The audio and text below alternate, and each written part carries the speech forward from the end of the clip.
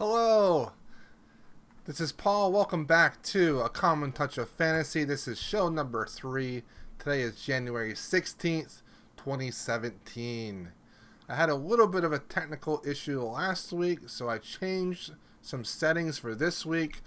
Hopefully it'll run a little bit better. I can already tell that the encoder is running a lot better, so fingers crossed. I'm really excited about this week. I'm really excited about talking about the books that I've read and books that I'm about to read. If you're in the chat, please say hello. Let me know how you're doing, and let me know what books you've read in the last week that you really loved and you would definitely tell others to read as well. And just say hi, and if you have any questions, let me know. Before each section, I will go to the chat and see if anyone's there and ask and see if anyone has any responses or any input or anything, and then we'll go from there. So without further ado, let's go ahead and get started with my reviews of the books that I read last week. The first book that I read last week that I want to talk about is The Obelisk Gate by N.K. Jemisin. This is the sequel to the 5th season. This was one of the most anticipated books for me in 2016, but unfortunately, I just thought it was an okay read with a 2-star rating. The story shifted from a fantasy character-based story in the 5th season to a world-building, post-apocalyptic survival novel, and it just didn't really work for me. I felt that the book needed some points of view from Alabaster and Hoa to really tell the world building properly, but instead we got some info dump heavy conversations between Asun and Alabaster. The additional second person voice giving us insight into who the narrator is only added confusion and head scratching for me. I'm not sure how a person telling a character's perspective knows all their inner thoughts so clearly, unless they are omniscient. I really dislike Nasun's storyline. Like Asun, Nasun has some serious mental health issues that needs to be addressed. Nasun being with her father made little sense once she realized what type of man he really is. I do not like reading books about kids being manipulated and kids being brainwashed or abused. So this just was not my favorite part of the book. I just don't believe that what Alabaster and Asun are doing is in the best interest of everyone. Honestly, the world might be better off without them, without what they did. The amount of innocent lives being killed is just too much for me, and I just don't understand their motives enough to warrant those actions. I wanted like a character to be like the voice of reason in this book, and I just didn't get that. Killing a bunch of people to stop the cycle of death, that kind of logic just doesn't fly for me. I'm alright with anti-hero books as long as there is some progression towards redemption or they experience some type of regret with their past choices, but that just doesn't seem the case in this trilogy. Hopefully in the 3rd book we get some of that, but we don't have it yet. I'm still probably going to read the 3rd book because I want to see what happens, but I'm just not as excited. Using the Bookout app, which is something I've been using lately, this took me about 9 hours to finish. I read about 44 pages per hour, and it took me about 1.3 minutes per page. And the most pages I read in one day was 131, and that took me about 175 minutes, so almost 3 hours. So yeah, this was fun, an easy read as far as the line spacing in the book. Unfortunately, only a 2. Sad. The second book I finished was... As I throw my other books on the floor. Dragon Keeper by Robin Hobb. This is the first book in the Rain Wilds series, and maybe the 10th book overall in the Realm of the Elderlings series. Dragon Keeper is a fun setup book that revisits the Rainwilds. I really missed Robin Hobb's slow character building and detailed scenes. Like most Hobb books, this is a slow burn. The most important point of views in this book are from two young women. One is named Elise, who is a debutante from Bingtown, looking to research dragons in the Rainwilds. That part really reminded me of Marie Brennan's books, the Natural History of Dragon books, the memoirs of Lady Trent. And then the other character that is the main focus is a Rainwild girl that has like claws for hands, and she's kind of deformed. She has like scales and things like that because she lives in the Rainwilds. But she's really good at hunting and gathering. And the focus of this book is the steps up to an adventure that is helping the dragons find their lost city. Not a lot happens in this book. It is mostly a character building story, and the main meat of this story, of this series, is going to be in the later books. I'm really excited for the character growth because that is what Hobb does. She has the best character growth in books. And so I'm really looking forward to seeing where she takes these characters in future books. But I only give it a 3 because it is rather uneventful, but I still really liked it. So those are the books that I've read the last week. I wasn't the greatest reading week, but I'm very happy that I finished both of them. And my counter for books read off my shelf, I'm trying to get to 100 this year. I'm now at 3 out of 100 books read from my shelf. Woo!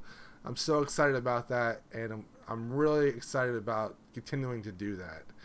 But I did get a book from the library that I am reading this coming week, and that is The Underground Railroad by Colson Whitehead. Really looking forward to reading this. Has been on everybody's list as one of the best books of the year. And I'm just really excited for this. And what this is about is a young girl that lives in the Deep South during slave times. And it's like an alternate history of the slave times. And she is looking for the Underground Railroad with her friend. And in this book, the Underground Railroad is an actual underground railroad, and they're looking to take that railroad to other cities to try to get their way north. And as they go to different cities, like in South Carolina and North Carolina and so on and so forth, each city has its weird kind of atmosphere and prejudices against black people, and it just seems like a really interesting book. And so I'm looking forward to reading this. It's a rather short book. It's only 300 pages with the hardcover. Looking forward to reading this so much. Get that book that fell. Pawn of Prophecy by David Eddings. I just started this on audiobook and physical book. I'm already halfway through. It's a short book. It is your typical fantasy book. Young boy, farm hand, I guess, and he learns he's special, and he joins with a group of mysterious adults, some with magic, some that can swing a sword really good, and they go on a little adventure to retrieve this gem that was stolen. The gem is wanted by the evil god, and it's cheesy.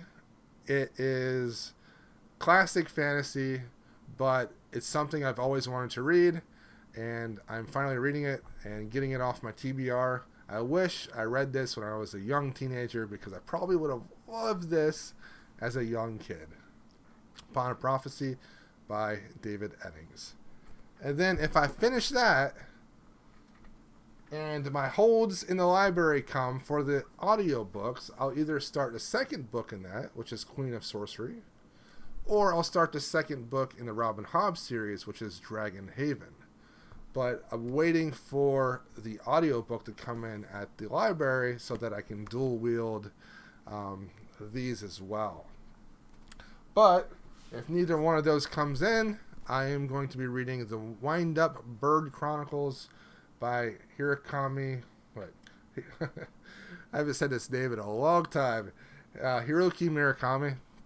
I found this at the library on the audiobook, and so I'll dual wield this if those other two don't come in. This one is kind of a chunker, and the text is really small. So yeah. Let's go to chat and see what's going on with chat tonight. Oh, not so many people here. Kaladin comes in with the old book things. I love it.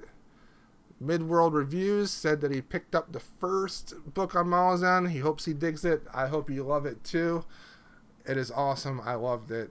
Just know that the writing style is a little bit different because he initially wrote the book as a screenplay and not as a novel, so it's a little bit different in places. Does anyone else have anything they're looking forward to reading this week, or something they read last week that they really loved? Alright, moving on. Book hype. What book am I hyping this week? I am hyping Galactic Empires by Neil Clarke. He is the editor of this. This is an anthology, and it just sounds really great. It's all about empires that span like entire galaxies and really far away. This allows science fiction writers to ask questions that are shorn of contemporary political ideologies and allegiances. What social, political, and economic issues do the organization of a structure of an empire address? Often the size, shape, and fates of empires are determined not only by individuals, but by geography, natural forces, and technology. Really looking forward to this. This asks the question: empires, how, why, and what to affect. Some of the people that writes in this is Paul J. McCauley, Ann Leckie, Gwendolyn Clare, Brandon Sanderson, Greg Egan, John Barnes, Aliette Dubaudard, Neil Asher, Paul Berger, Yoon-Ha Lee, Tobias S. Buckell, Robert Silverberg, Christine Catherine Roche, Robert Charles Wilson, Henry G. Hemery, or John G. Hemery, yeah, Ken Scholes, Robert Reed, Ruth Nesfold, Steve Rasnick Tem, Melinda M. Snodgrass, Naomi Novik, and Ian McDonald. So, a bunch of short fiction that is centered around empires and galaxies. Sounds really cool to me. And I think Neil Clarke puts out some great anthologies. He's doing a great job over at Clark's World. So the only thing I borrowed from the library was this here, The Underground Railroad, and then those audiobooks. I did not buy anything this last week. Woo! I even had a coupon to Barnes & Noble. I didn't buy anything. Very happy. All right. Short story. My short story of the week is Hello, Hello by Seanan McGuire. In the future, American Sign Language software is helping individuals with hearing impairments communicate more fluidly with everyone. The software changes the sign language into verbal communication for the recipient, along with a visual avatar representation. When a mysterious blank avatar keeps calling a home and saying hello non-stop to the children living there secretly, the mother wonders if it is someone on the other end from her sister's home playing a really weird prank, or is it possibly something a little bit more evil intent. A great short story about hearing disability, communication, that is written extremely readably and has some great moments of tension and mystery. That is my favorite short story of the week. Hello, Hello by Seanan McGuire. You can find the links to most of the things I've talked about down below, there are written review links to the Obelisk Gate and the Dragon Keeper, and links to a lot of the Goodreads pages that I'm talking about. All right. Podcasts. I didn't listen to any podcasts last week because I was so focused on the audiobooks. But I want to throw out a podcast that has just started. It is called Paperback Sisterhood. And it is being run by Chelsea from An Outlaw Life, Claire Rousseau from Claire Rousseau, and Kate, I think her name's, Kate Noray is her Twitter name. I forget her actual name. But it's a new reading group that is reading books and then talking about them on their podcast. I think they picked the Dispossessed first, and so on January 19th, they're having their first book review type chat for the Dispossessed by Ursula K. Le Guin. So maybe check that out. Links to their information is in the description box below. Comic. My favorite comic of last week was 7 to Eternity, number 4. 7 to Eternity is just fantastic. The first volume comes out in March. I highly recommend it. This is the last issue of the first volume, and it is so good. Number 1, the art is ridiculous. It is so good. Let me get rid of that side thing here. There we go. It's just a really well-drawn comic book.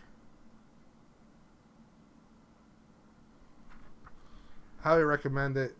A group of, I guess you would say, mercenaries have captured the evil intent, leader, king of this huge empire that can control and see the thoughts and hear the things that all these people hear and see, and they're trying to oust him as a leader. But if they kill him, then all the people that he's connected to dies. So they're taking him to this wizard that can try to remove all of his influence in people. And this one's all about them just sitting around a fire and talking about their backstories, talking about who they are. And then the bad guy gets out of his little cage and starts just causing mayhem because he just manipulates people, and he's just really not a cool guy. But it was so good. 7 to Eternity. Highly recommend it. If you guys like comics, pick that up in March. That's by Rick Remender and art by Jerome Apena from Image Comics. Really loved that comic. Movies. I didn't watch any movies. So what did I do? TV. I caught up with some sitcoms on ABC like Speechless, The Goldbergs, American Housewife, Modern Family, Blackish, and The Real O'Neills. Plus, I've watched football. It is playoff football, NFL, and my team played last night, the Steelers. They won, and I watched most of the playoff games, and I just like watching football. I enjoy watching it with my family. And then I also spent more time than usual listening to music. The new XX album came out, I See You. I listened to a set by Above and Beyond. It's a trance set. If you like trance music, dance music, check that out. I have the link below. Absolutely loved it. They killed it. And then I started my own music Tumblr at commontouchofmusic.tumblr.com. And I just kind of reconnected with my love for music and took some time this last week to do that. Because of that, no documentaries this week, but I'm hoping to catch a documentary next week. My favorite BookTube video this week was actually by BookTubers, but it's their vlog channel. And that is Rhodes Vlog by Chris and Giselle. I just really like watching these because they are just like the cutest couple ever. And they're just really open and honest about things. They talk about books a lot. And they talk about their life. And it just makes me feel good to watch their videos. Like, they're just happy people, and they just do their own thing, and they talk about things, and I like them. They're very nice people, and my videos of the week, I guess, they're pretty awesome.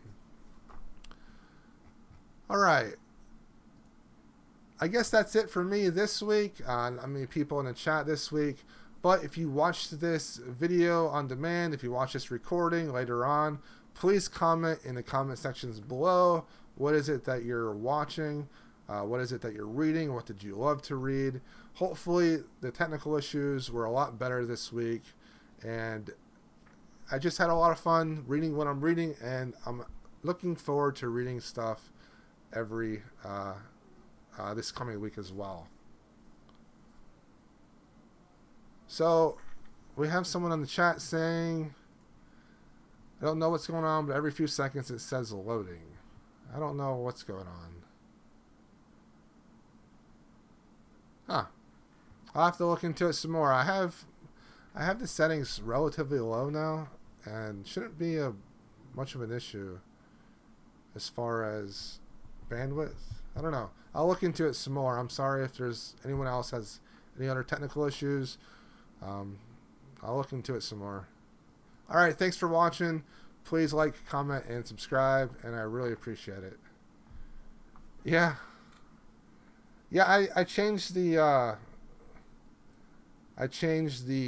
comments to allow it to be faster, so I can reply to people faster. Hopefully that works out more in the future too. All right, thanks for watching. Please have a great night and a great week reading.